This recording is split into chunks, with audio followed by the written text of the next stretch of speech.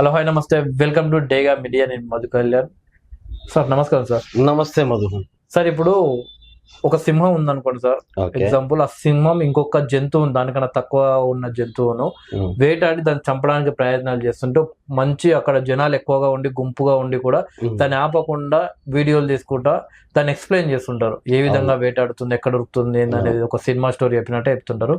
So ఎంతవరకు correct అంటారు sir అట్లా చేయడం ఆపకుండా? రైట్, చాలా మంచి క్వశ్చన్ వేసావు మధు. సో ఇక్కడ ఏంట్రా అంటే కనుక మీరే కాదు, చాలా మంది కూడా ఒక పులి ఒక జింకను వెంబడించి వెంబడించి వేటాడి దాన్ని చంపేస్తా ఉంటది.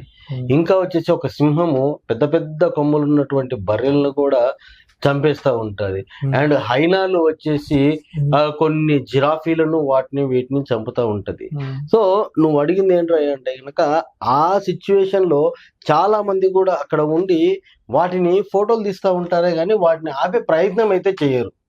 సో ఇదే యాక్చువల్లీ మనసులోకి ఒక క్రూరత్వాన్ని నింపుకోవడం అంటే అది. అంటే ఒక రెండు ప్రాణాలు, అక్కడ జింక పులి నుంచి ప్రాణహాని ఉందని చెప్పి చాలా పారిపోతా ఉంటది. ఆ సరౌండింగ్ లో దాన్ని ఆపే ప్రయత్నం కూడా చేయకుండా ఫోటోలు చేస్తూ ఉంటారు.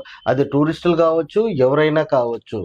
సో అక్కడ మనం చేసే ఆ తప్పిదమే మన జీవితంలో, మన నిజ జీవితంలో జరిగేటటువంటి ఒక కొన్ని సిచ్యువేషన్లకి అది అనుసంధానం అయిపోయి మనము మన నుంచి దూరంగా పోవడానికి అవుతుంది.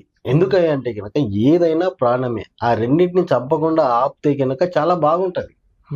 ఇంకా దారుణం ఏంటయ్యా అంటే కనుక కొన్ని జంతువులను మన జూలో తీసుకున్నట్లయితే కనుక ఆ పులి బ్రతకాలి అంటే కనుక బ్రతికున్నటువంటి ఇంకొక జంతువును దానికి చేస్తా ఉన్నారు. అది కూడా చాలా అంటే చాలా చాలా చాలా దారుణాతి దారుణం. అంటే ఇప్పుడు పులి ఆకలితో ఉంటే ఏమేయాలి సార్ దానికి? పులి ఆకలితో ఇవన్నీ ఏంట్రయ్యా అంటే కనుక సహజ సిద్ధంగా పులి అన్నది ఒక క్రూరత్వాన్ని కలిగి ఉంటది. అది అడవిలోనే ఉండాలి. అడవిలోనే ఏది అంటే దానికి దొరకనప్పుడు అక్కడ వేటాడి చంపుకొని తినాలి. అది అన్నది ఒక రూల్. అదే వాడికి ఇచ్చినటువంటి ప్రకృతి ఇచ్చినటువంటి ఒకటి. దానికి వేరేటి ఉంటాయి. బట్ నువ్వు నేను మన కళ్ళతో చూసినప్పుడు నుంచి కూడా అది ఏం చేస్తుంది అంటే ఇంకా వేరే జంతువులను వేటాడి తింటా ఉంది. కానీ వాటికి కూడా ఆకులు, పండ్లు, అలములు పెడితే తినే స్థితిలో ఉంటాయి. ఇప్పుడు బర్రెలు తినట్లేదా ఆకులు? ఇది జంతువే కదా, అది కూడా తింటది.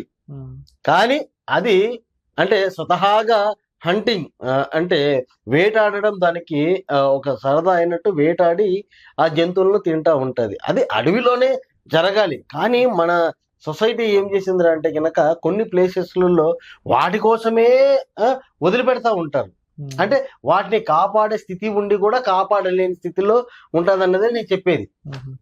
అంతే, వేరేది ఏం కాదు. కాపాడాలి. కాపాడే స్థితి ఉన్నప్పుడు ఆ జంతువులను కాపాడాలి. సో అది అంటే సార్, ఇప్పుడు అడవిలలో ఉన్న పులికి అడవిలో తినడానికి ఏం దొరకక ఊర్ల మీద పడి జనాలను కూడా తింటది కదా సార్ ఒక్కొక్కసారి. అంతే, అదే చెప్తున్నాను.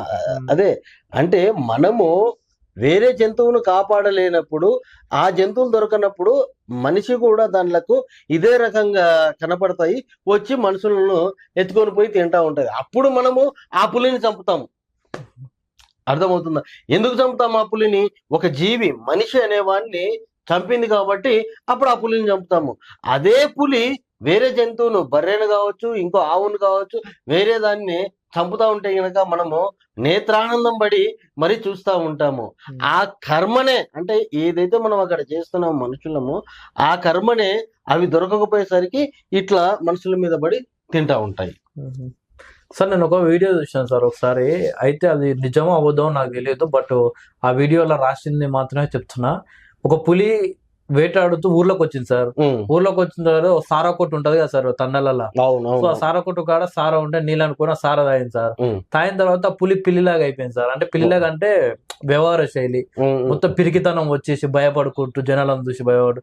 అంటే పులి కూడా మధ్యాహ్నం తాగితే పిల్లిలాగా అవుతుందా సార్? అంటే ఇక్కడ రెండు విషయాలు మనం మాట్లాడుకోవచ్చు. ఆ పులి కూడా సారాయి తాగింది కాబట్టి అది ఏమైందంటే పిల్లి అయిపోయి ఆ మనుషులలో, అంటే దాని వెనక నాకు తెలిసి ఒక 200-300 మంది ఉంటారు. సో అట్లా నడుచుకుంటూ వెళ్ళిపోతా ఉంటది. అందరు కేకలు వేస్తూ ఉంటారు, అన్ని వేస్తూ ఉంటారు. ఏదైనా కూడా అంటే ఒక మందు మనం అంటే మందు ఏదైనా తీసుకుంటే వెంట్రిన్ అంటే చావడానికి ఏదైనా మందు తీసుకుంటే దాని ప్రభావం చూపుతుంది. అదే విధంగా ఆ జంతువులు తీసుకున్నా కూడా అదే కంపల్సరీ నడుస్తుంది.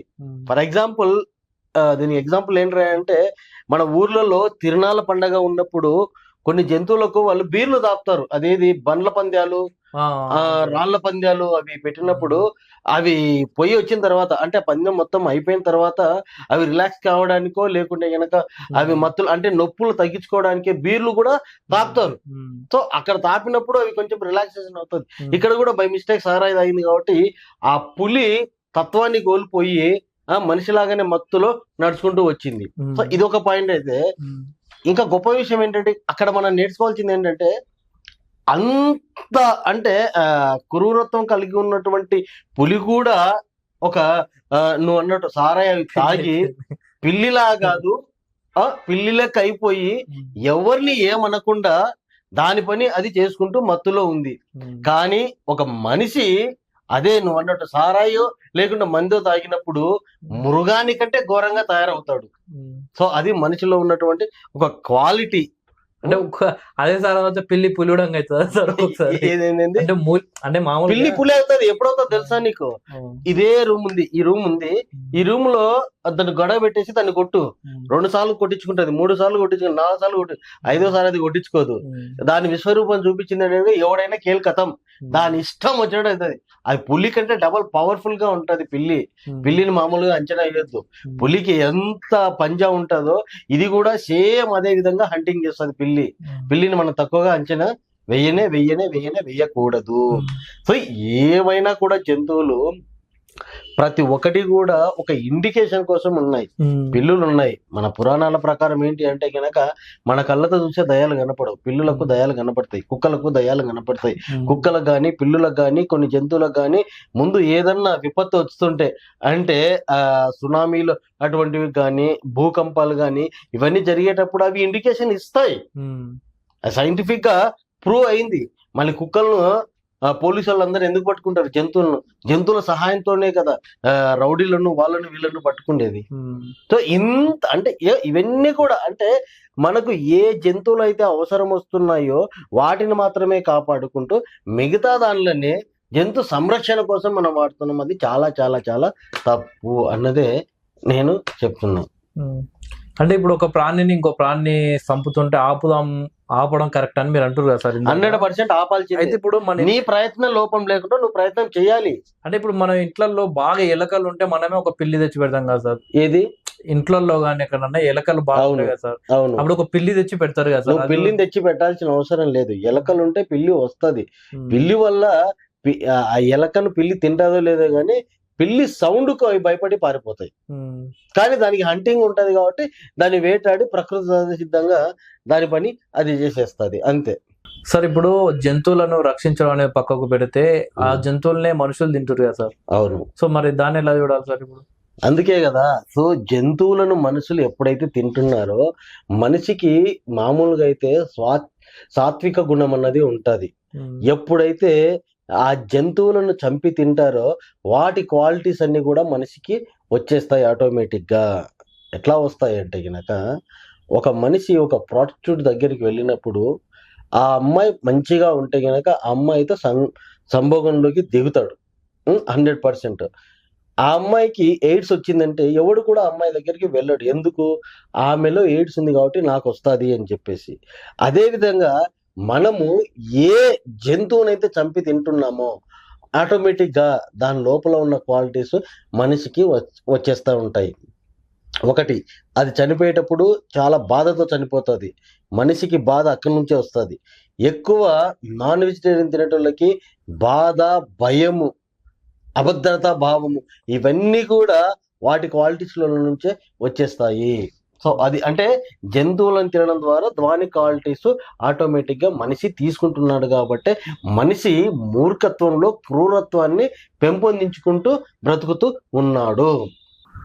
అంటే ఇప్పుడు అప్పటి నుండి సహజ సిద్ధంగా ఒక్కొక్క ప్రాణిని అంటే ఎలకను పిల్లి తినడం, పిల్లిని కుక్క తినడం ఇలా అనేది ఒక నడుస్తున్న సైకిల్ లాగా ఉంది కదా సార్. అవును. సో మనుషులు కూడా దాన్ని తినడం అనేది అప్పటి నుండి వస్తుంది కదా.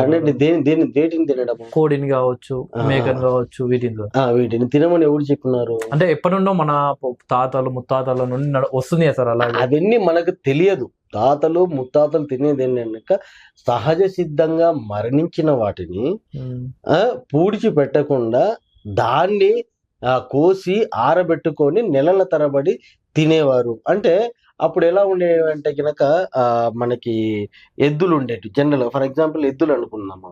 ఆ ఎద్దులకి దాని వయసు అయిపోయి అన్ని అయిపోయినా చనిపోయినప్పుడు అప్పుడు వాటిని తినేవారు. అట్లా ఉండేది.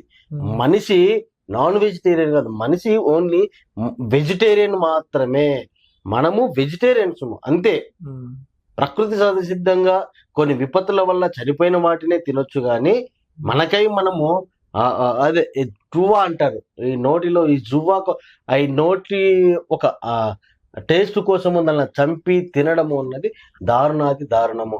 అందుకే ఎవరైతే నాన్ వెజ్ తింటారో వాళ్ళు కంపల్సరీ కర్మ సిద్ధాంతాన్ని వాళ్ళు మోస్తూనే ఉంటారు.